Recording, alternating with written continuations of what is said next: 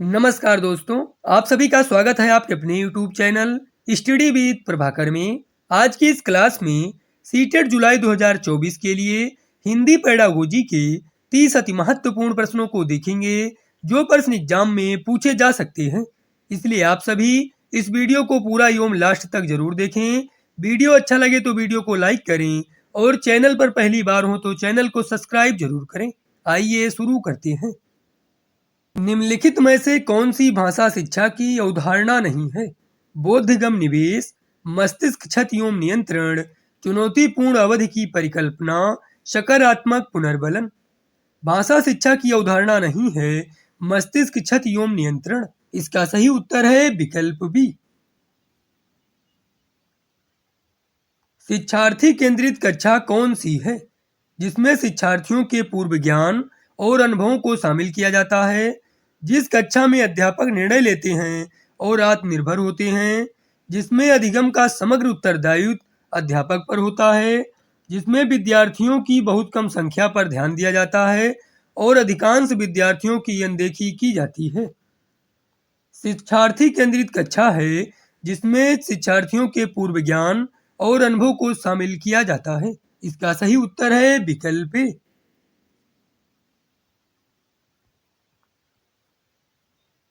भाषा अध्यापक शिक्षा में विमर्श चिंतन मनन से क्या तात्पर्य है?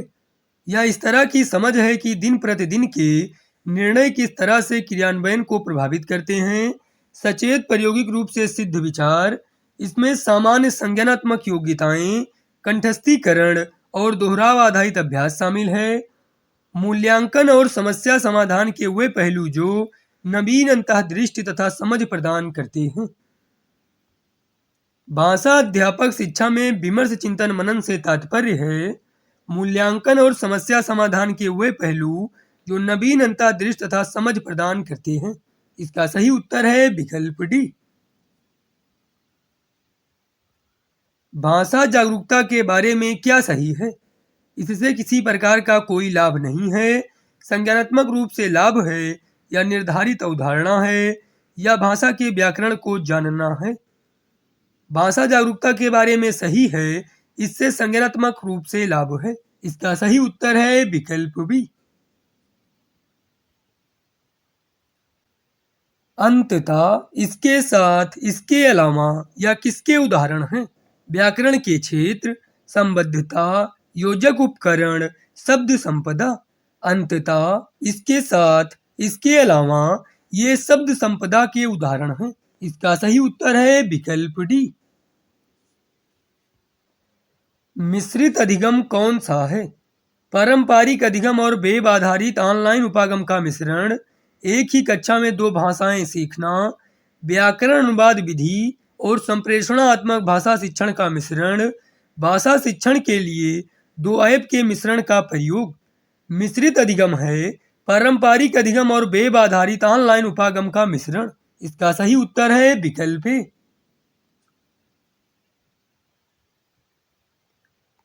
क्या हम जानते हैं कि वास्तव में क्रिया कहाँ हो रही है? यह प्रश्न किसके लिए है? निष्कर्ष निकालने से जुड़े पठन के लिए, शब्द संपदा की जांच के लिए, तथ्यात्मक पठन के लिए, सूचना दर्शाने के लिए। क्या हम जानते हैं कि वास्तव में क्रिया कहाँ हो रही है? यह प्रश्न निष्कर्ष निकालने से जुड़े पठन के लिए है। इसका सही उत्तर है विकल्प ए। निवेश परिकल्पना अनुशंसा करती है कि भाषिक निवेश भाषिक दक्षता के वर्तमान स्तर से अधिगम प्रतिफलों को सही तरह से प्राप्त करने के लिए आदर्श हैं। एक चरण आगे, एक चरण पीछे, समानांतर, बहुत आगे। निवेश परिकल्पना अनुशंसा करती है कि भाषिक निवेश भाषिक दक्षता के वर्तमान स्तर से एक चरण आगे है। इसका सही उत्तर है विकल्प ए।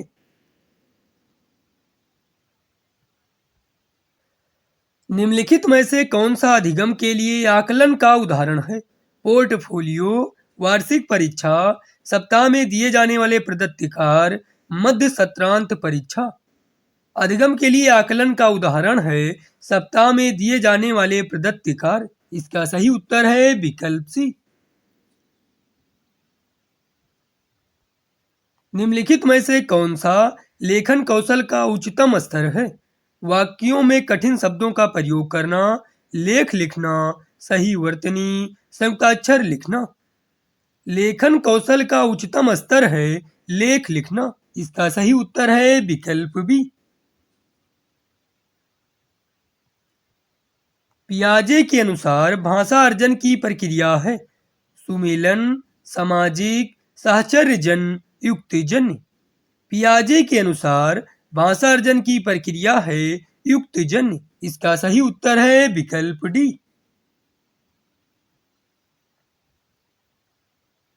आप भाषा शिक्षक के रूप में पाठ्य सामग्री के किस स्वरूप को अपनाना चाहेंगे?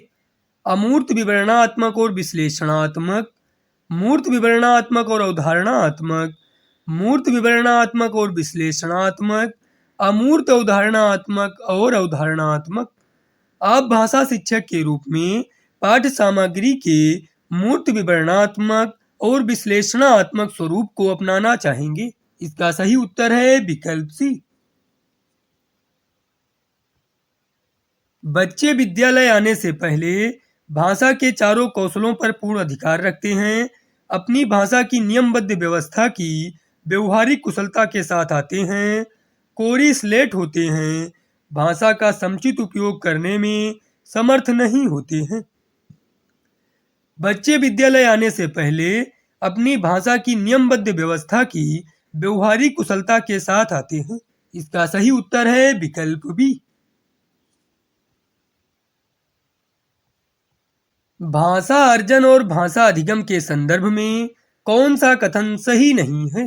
भाषा अधिगम प्रयासपूर्ण होता है। भाषा अर्जन में विभिन्न संकल्पनाएं मातृभाषा में बनती हैं।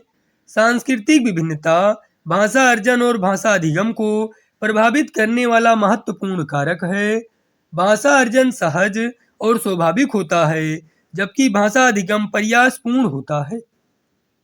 भाषा अर्जन और भाषा अधिगम के संदर्भ में सही नहीं है। भाषा अधिगम प्रयासपूर्ण होता है। इसका सही उत्तर है विकल्प ए। एक भाषा शिक्षक के लिए सर्वाधिक महत्वपूर्ण है भाषा की पाठ्यपुस्तक, भाषा का आकलन, बच्चों को भाषा प्रयोग के अवसर उपलब्ध कराना, भाषा की त्रुटियों के प्रति कठोर रवैया अपनाना। एक भाषा शिक्षक के लिए सर्वाधिक महत्वपूर्ण है बच्चों को भाषा प्रयोग के अवसर उपलब्ध कराना। इसका सही उत्तर है विकल्प सी। भाषा का प्रयोग केवल परीक्षा में होता है, केवल पाठ्यपुस्तक में होता है, केवल मुद्रित सामग्री में होता है, जीवन के विभिन्न संदर्भों में होता है। भाषा का प्रयोग जीवन के विभिन्न संदर्भों में होता है। इसका सही उत्तर है विकल्प डी। भाषा की कक्षा में एक शिक्षक बच्चों से क्या अपेक्षा करता है? बच्चे अपनी मातृभाषा का बिल्कुल भी प्रयोग न करें, बच्चे सवालों के बंधे बंधाए जवाब न दें, बच्चे सवालों के बंधे बंधाए जवाब दें, संस्कृत निष्ठ भाषा में ही जवाब दें। भाषा की कक्षा में एक शिक्षक बच्चों से अपेक्षा करता है कि बच्चे सवालों के बंधे बंधाए जवाब न दें। इसका सही उत्तर है विकल्प बी। बच्चे अपने परिवेश में स्वयं भाषा अर्जित करते हैं। इसका एक निहितार्थ यह है कि बच्चों को समृद्ध भाषिक परिवेश उपलब्ध कराया जाए, बच्चों को बिल्कुल भी भाषा न पढ़ाई जाए, बच्चों को केवल लक्ष्य भाषा का ही परिवेश उपलब्ध कराया जाए, बच्चों को अत्यंत सरल भाषा का परिवेश उपलब्ध कराया जाए। बच्चे अपने परिवेश में स्वयं भाषा अर्जित करते हैं। इसका एक निहितार्थ यह है कि बच्चों को समृद्ध भाषिक परिवेश उपलब्ध कराया जाए। इसका सही उत्तर है विकल्प ए। भाषा सीखने सिखाने का उद्देश्य है अपनी बात कहना सीखना, विभिन्न स्थितियों में भाषा का प्रभावी प्रयोग करना, दूसरों की बात समझना सीखना, अपनी बात की पुष्टि के लिए तर्क देना। भाषा सीखने सिखाने का उद्देश्य है विभिन्न स्थितियों में भाषा का प्रभावी प्रयोग करना। इसका सही उत्तर है विकल्प बी। भाषा के व्याकरण की समझ को संदर्भ परक प्रश्नों के माध्यम से आंका जाना चाहिए, केवल वस्तुनिष्ठ प्रश्नों के माध्यम से आंका जाना चाहिए। निबंधात्मक प्रश्नों के माध्यम से आंका जाना चाहिए। केवल लघु उत्तर प्रश्नों के माध्यम से आंका जाना चाहिए। भाषा के व्याकरण की समझ को संदर्भ परक प्रश्नों के माध्यम से आंका जाना चाहिए। इसका सही उत्तर है विकल्प ए। भाषा अर्जन में महत्वपूर्ण है। भाषा का व्याकरण, भाषा का शिक्षक, पाठ्य पुस्तक, भाषा के विभिन्न रूपों का प्रयोग। भाषा अर्जन में महत्वपूर्ण है भाषा के विभिन्न रूपों का प्रयोग। इसका सही उत्तर है विकल्प डी। प्रश्न पूछना, प्रतिक्रिया व्यक्त करना, परिचर्चा में भाग लेना, वर्णन करना, भाषा सीखने सिखाने तथा आकलन के तरीके हैं। भाषा आकलन के तरीके मात्र हैं, केवल शिक्षण पद्धति है, केवल साहित्यिक गतिविधियां हैं। प्रश्न पूछना, प्रतिक्रिया व्यक्त करना, परिचर्चा में भाग लेना, वर्णन करना, भाषा सीखने सिखाने तथा आकलन के तरीके हैं। इसका सही उत्तर है विकल्प ए। बच्चों की भाषा संबंधी क्रमिक प्रगति का लेखा जोखा करना डाट डाट से संभव है। लिखित परीक्षा, पोर्टफोलियो, मौखिक परीक्षा, उत्तर पुस्तिका। बच्चों की भाषा संबंधी क्रमिक प्रगति का लेखा जोखा करना पोर्टफोलियो से संभव है।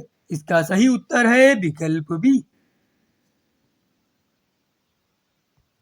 उपचारात्मक शिक्षण की सफलता निर्भर करती है समय व अवधि पर, भाषिक नियमों के ज्ञान पर, उपचारात्मक शिक्षण की सामग्री पर, समस्याओं के कारणों की सही पहचान पर।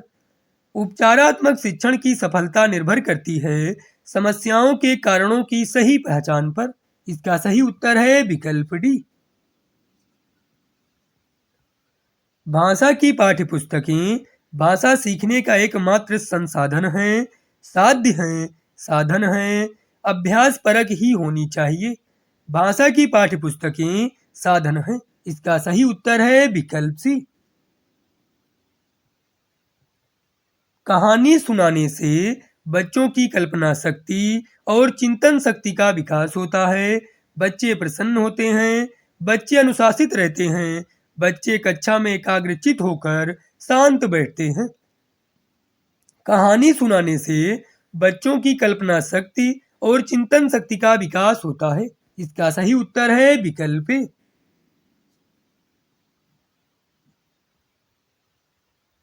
पाठ में दिए गए चित्रों का क्या उद्देश्य होता है?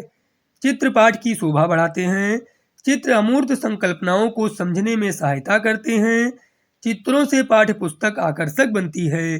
पाठ्य पुस्तक में चित्र देने का प्रचलन है। पाठ में दिए गए चित्रों का उद्देश्य है चित्र अमूर्त संकल्पनाओं को समझने में सहायता करते हैं। इसका सही उत्तर है विकल्प बी। बोलना कौशल में महत्वपूर्ण है। मधुर वाणी, स्पष्ट एवं शुद्ध उच्चारण, आलंकारिक भाषा का प्रयोग, संदर्भ एवं स्थिति के अनुसार अपनी बात कह सकना। बोलना कौशल में महत्वपूर्ण है संदर्भ एवं स्थिति के अनुसार अपनी बात कह सकना। इसका सही उत्तर है विकल्प डी। गृह कार्य के बारे में कौन सा कथन उचित है? गृह कार्य देना अति आवश्यक है। गृह कार्य अभिभावकों को व्यस्त रखने का उत्तम साधन है। बच्चों की क्षमताओं स्तर के अनुसार गृह कार्य दिया जाना चाहिए। गृह कार्य कक्षा में किए गए कार्य का अभ्यास मात्र है। बच्चों की क्षमताओं स्तर के अनुसार गृह कार्य दिया जाना चाहिए। गृह कार्य के बारे में ये कथन उचित है। इसका सही उत्तर है विकल्प सी।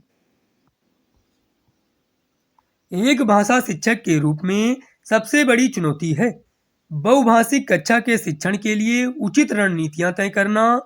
भाषा संसाधनों का अभाव है। बच्चों को भाषा सीखने के महत्व से परिचित कराना। बच्चों की भाषा को संचार साधनों के माध्यम से मुक्त रखना।